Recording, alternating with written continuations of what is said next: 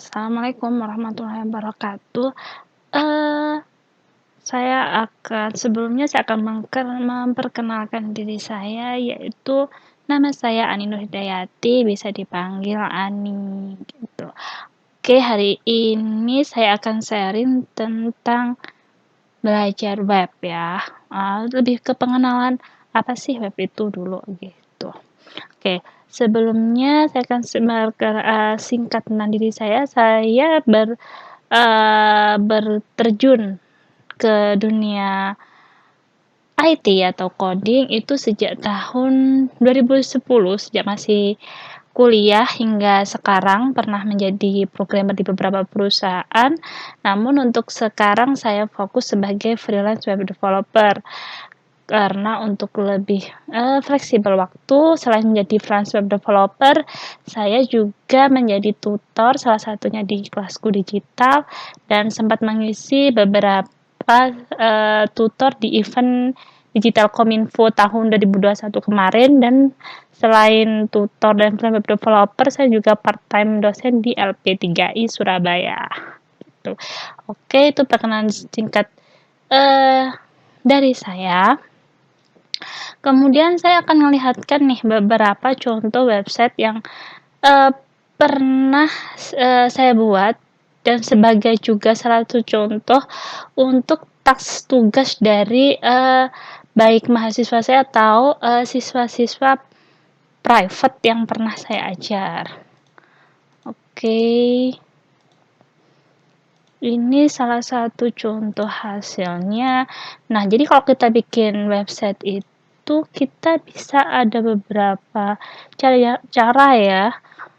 Kita bisa langsung upload online gini, lihat hasilnya, bisa di GitHub atau langsung di editor online.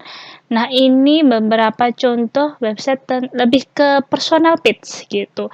Jadi untuk belajar awal itu kita biasanya untuk personal branding kita atau untuk portofolio gitu. Ini contoh habis sederhana ya. Ya, untuk ini cocok untuk belajar untuk pemula. Nanti kalau misalnya yang sudah tingkat lebih lanjut lagi, itu bisa sampai bikin web aplikasi juga gitu. Nah, ini yang paling simple gitu. Oke. Nah, selanjutnya siapa aja sih yang bisa belajar web gitu. Jadi yang bisa belajar web di sini semua kalangan ya, bahkan dari anak SD, selama dia sudah kenal bisa cara megang mouse, bisa mengetik, itu udah bisa belajar gitu, sudah bisa belajar web gitu. Terus kemudian remaja dan sampai anak kuliahan itu udah bisa itu belajar. Intinya bisa semua kalangan sih gitu. Contohnya kalau misalnya anak-anak emang bisa ya. Nah, kalau anak-anak ini tentu aja tetap bisa gitu, karena pengalaman saya kemarin sempat ngajar kelas anak homeschooling, itu dia private pembuatan website, dan lumayan cepat gitu.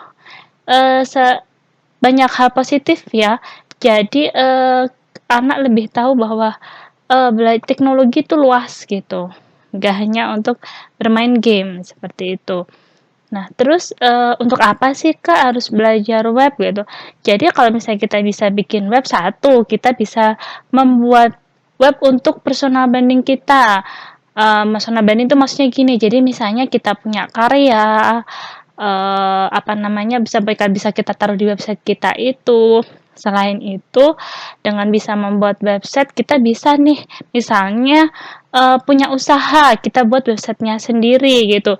Nah, selain itu, dengan adanya website, karena semuanya sudah serba online ya, jadi bahkan untuk CV pun, kurikulum vitae misalnya kita mau nyari kerja atau pingin kamu tuh pengalamannya apa sih atau kamu kelebihannya apa, nah kita bisa tampilkan semua itu di website gitu.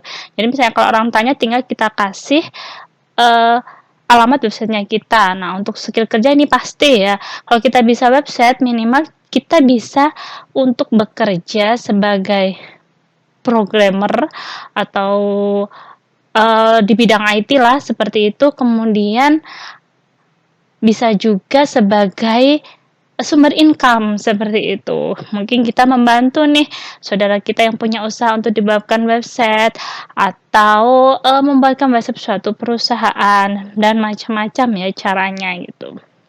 Oke, terus apa aja sih yang diperlukan untuk belajar website? Nah, di sini saya sharing beberapa referensi untuk belajar ya.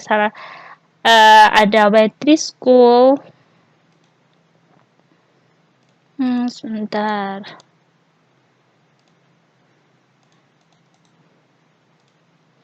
Oke. Nah, salah satunya ada Web3 School. Nah, di sini banyak ya referensinya nih. Di sini ada HTML, ada banyak macam-macam bahasa yang digunakan untuk membuat sebuah website.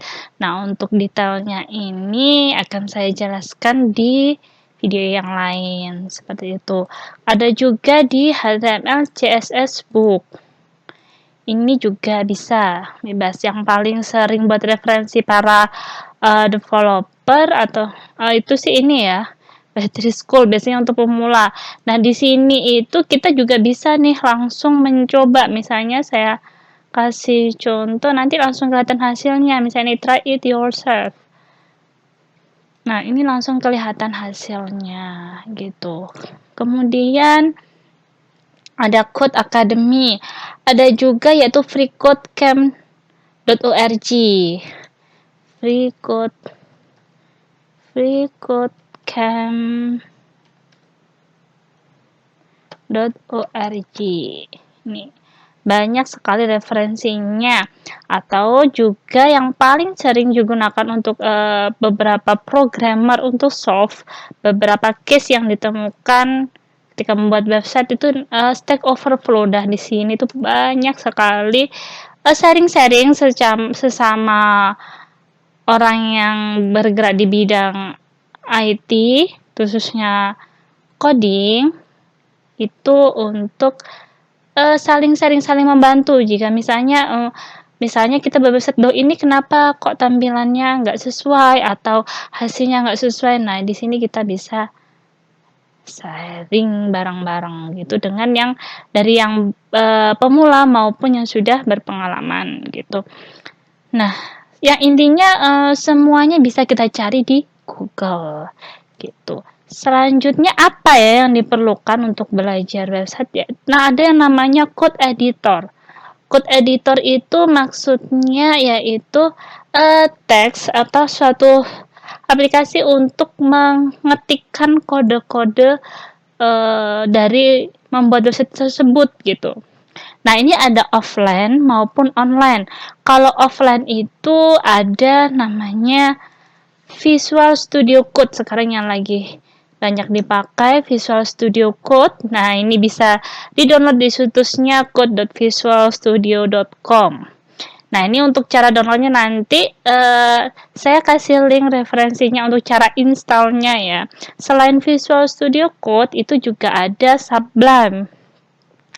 Ada Sublime, ada NetBeans, Notepad pun kalau misalnya untuk website sederhana, untuk awal itu juga bisa, seperti itu. Oke. Nah, kalau misalnya offline, ini kan bisa kita install offline ya. Misalnya saya kasih contoh, ini Visual Studio Code ya. Jadi kita nggak perlu online untuk mengerjakan website itu. Gitu.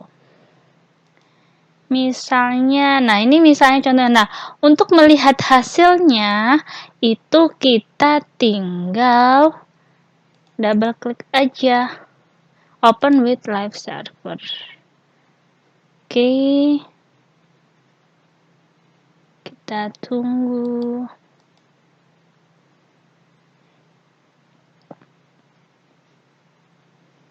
Oke, nah jadi kita kalau misalnya dengan kelebihan dengan offline, kita nggak perlu koneksi internet, bisa tetap mengerjakan. Nah, itu banyak ya. Ada juga pakai Notepad, juga bisa pakai Notepad. Atau pakai tadi Sublime, NetBeans, ada Eclipse, banyak ya gitu. Nah, kalau Notepad ini kalau misalnya kita belajar web dasar, kita harus mengetikkan benar-benar kodenya manual. Jadi Jadi kalau misalnya kita pakai VS Code, ini akan ada beberapa extension untuk membantu mempercepat dalam proses codingnya kita. Nah, ini kita bisa kerjakan offline seperti ini nih, gitu. Ini salah satu contoh web portofolio saya. Oke, dan selanjutnya selain offline itu juga ada online gitu. Tadi kita udah buka ya. Salah satu contohnya yang online ya kita bisa pakai dari namanya ada trinket.io.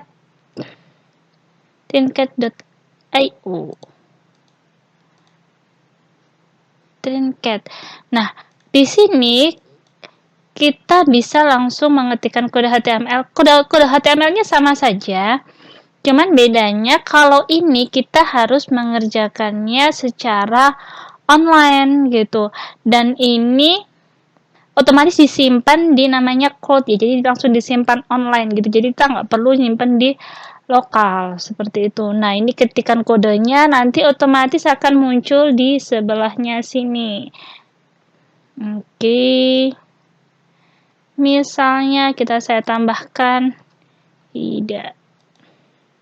Nah, dia akan langsung kelihatan hasilnya seperti ini. Selain Trinket, ada juga yaitu codepen.io.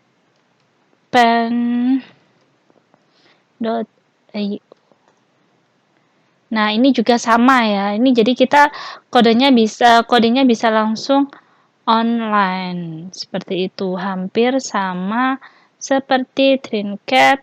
Selain itu juga ada code.org.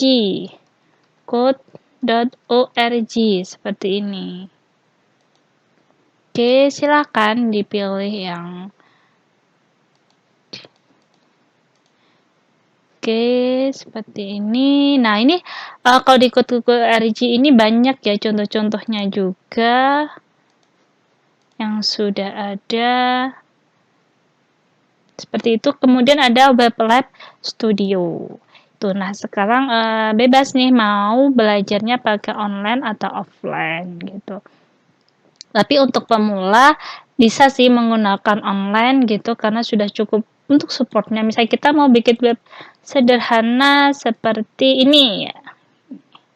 Oke, ini pun nanti bisa kita sharing ke teman-temannya kita gitu. Selanjutnya apalagi nih Kak yang diperlukan untuk belajar web itu? Yang pastinya niat ya. Jadi kita minimal ada keinginan dulu nih, keinginan dulu.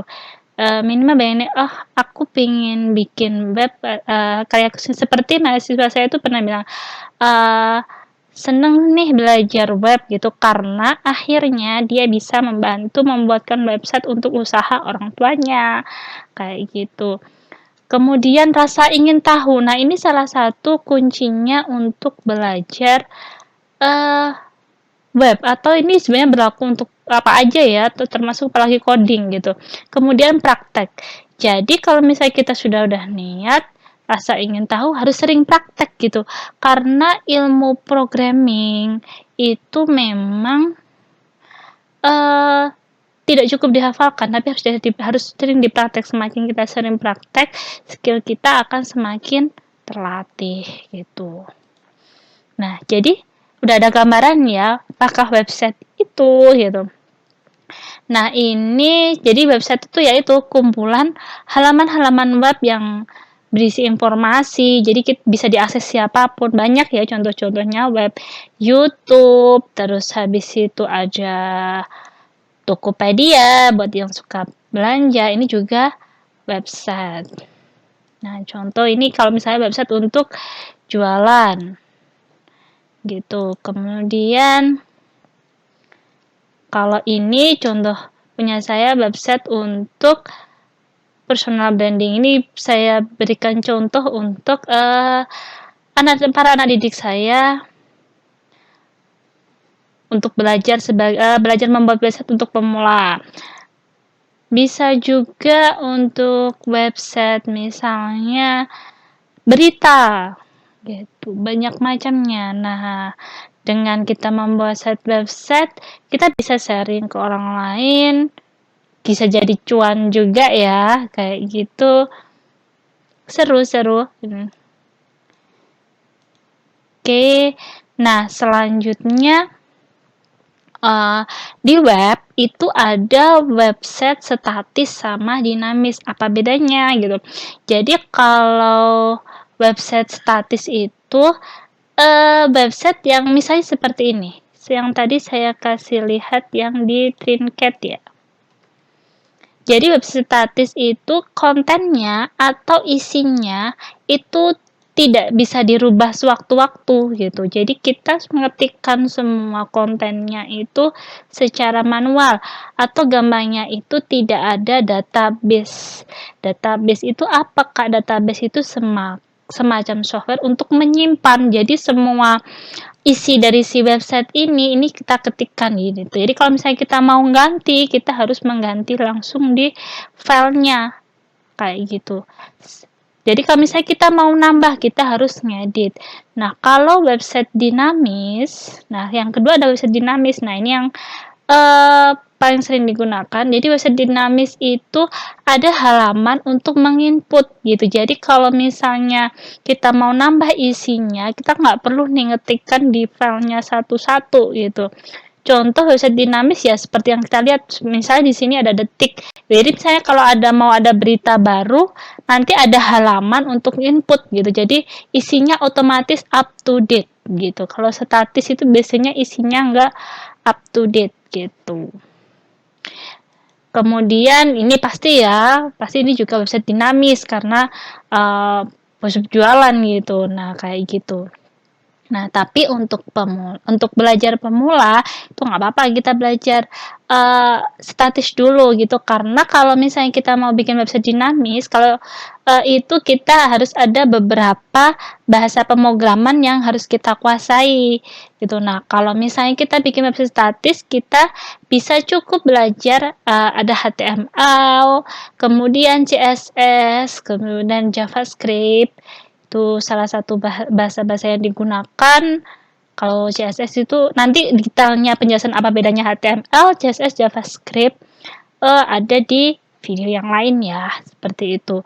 Nah, itu gambaran singkat untuk apa aja yang harus kita pelajari untuk membuat sebuah website gitu. Kemudian siapa saja yang boleh belajar setiap orang, nggak harus yang ada background IT gitu. Buktinya anak-anak SD yang pernah saya ajarin pun dia bisa bikin website sederhana. Waktu itu ya sederhana seperti ini, ada header, kontennya mereka menampilkan hasil-hasil belajarnya mereka atau fotonya kayak gitu, seperti itu. Kenapa kita harus aware sama kebutuhan website? Karena semuanya sekarang serba online gitu. Jadi biar mudah diakses setiap orang yang ingin mungkin melihat karya kita atau untuk sharing seperti itu. Nah, nanti di dalam pembuatan web tadi seperti sudah saya sebutkan, kita ada salah satunya ada belajar minimal untuk pemula kita harus belajar HTML sama CSS saja dulu. Minimal itu. Nah, nanti jadi halaman seperti ini, sederhana seperti ini. Nah, ini nanti bisa kita tambahkan nih lagi halaman-halaman gitu. Nah, nanti ada namanya beberapa istilah-istilah dalam pembuatan web, ya, satu HTML. Nah, di dalam HTML ini nanti ada tag-tag-tagnya. Nah, ini bisa silahkan dibaca-baca dan ini pun langsung bisa dicoba. Kalau saya kasih contoh yang battery school ya. Di sini lengkap sekali, di situ ada tag elemen-elemen yang digunakan gitu. Terus misalnya untuk ngasih stylenya itu gimana. Nah, ini ada semua untuk contohnya. Oke. Yuk, belajar website itu mudah kok gitu. Oke. Nah, ini sedikit sharing dari saya tentang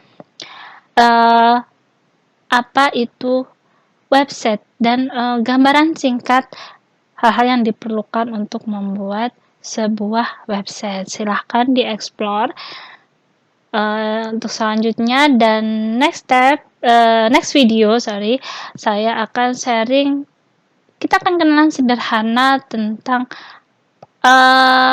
step by step untuk membuat sebuah website dari awal apakah harus yang penting nggak harus, pinter banget atau nggak harus yang orang IT banget, yang penting punya niat aja dulu.